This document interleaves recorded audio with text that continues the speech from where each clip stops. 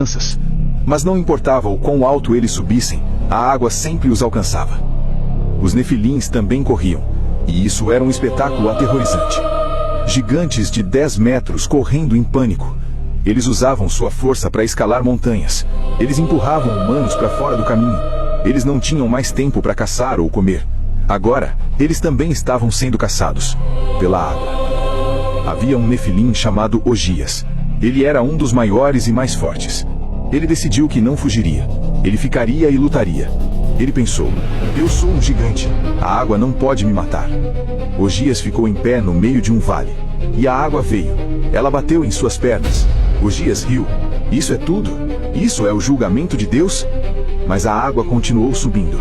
Ela passou dos joelhos, passou da cintura. E Ogias começou a sentir algo que nunca havia sentido antes: medo. Ele tentou caminhar contra a correnteza, mas a força da água era grande demais. Ele começou a afundar. Ele tentou nadar, mas seu corpo era pesado demais. E então, a água cobriu sua cabeça. E Ogias, o gigante que matou milhares, morreu afogado. Outros nefilins tentaram se esconder em cavernas. Eles pensaram: se subirmos para as cavernas nas montanhas, a água não nos alcançará. Dezenas de gigantes se espremeram em cavernas. Mas eles não entenderam. A água não parava de subir. Ela entrou nas cavernas, e os nefilins ficaram presos. Eles não podiam sair. Eles gritaram. Eles socaram as paredes. Mas era inútil. A água encheu as cavernas, e todos morreram afogados, presos na escuridão. Os humanos também tentavam sobreviver. Havia um homem chamado Lameque. Ele não era parente de Noé. Ele não havia sido escolhido, mas ele era inteligente. Ele construiu uma jangada pequena.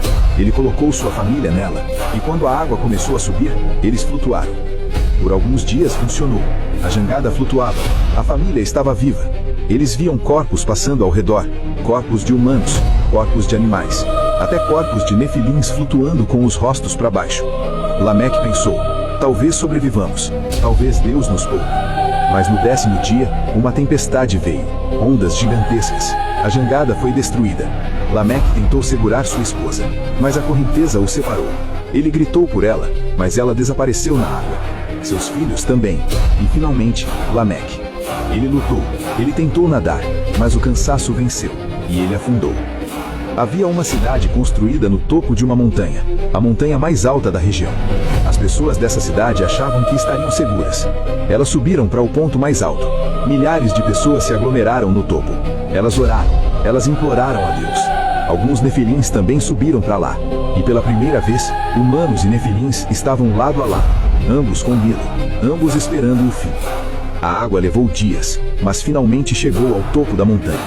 As pessoas viram a água subindo, cada vez mais perto. Elas não tinham para onde ir. Elas se abraçaram, famílias juntas, amigos juntos, até inimigos se abraçaram, porque no final, todos eram iguais diante da morte. E então, a água chegou. Ela engoliu a cidade, ela engoliu as pessoas, ela engoliu os nefilins. E em questão de horas, não havia mais nada. Apenas água. Água por todos os lados.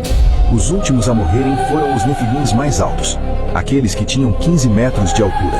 Eles conseguiram manter a cabeça acima da água por mais tempo, mas eventualmente, até eles afundaram. Suas bocas se encheram de água, seus pulmões se encheram, e eles morreram, engasgando, afogando, sozinhos. Havia um nefilim chamado Aia. Ele era o filho de Azazel. Ele foi um dos últimos a morrer. Enquanto afundava, ele olhou para cima. Ele viu a superfície da água ficando cada vez mais distante. E ele pensou: meu pai me disse que éramos deuses, mas até deuses podem morrer. E então, silêncio. A terra estava coberta de água. Não havia mais gritos, não havia mais luta, apenas água. E no meio de toda aquela água, havia uma arca, flutuando, balançando suavemente. Dentro dela 8 pessoas: Noé, sua esposa, seus 3 filhos e suas esposas, e os animais. Deus havia destruído o mundo, mas havia preservado a vida. E dentro da arca, Noé chorava. Ele chorava pelos que morreram. Ele chorava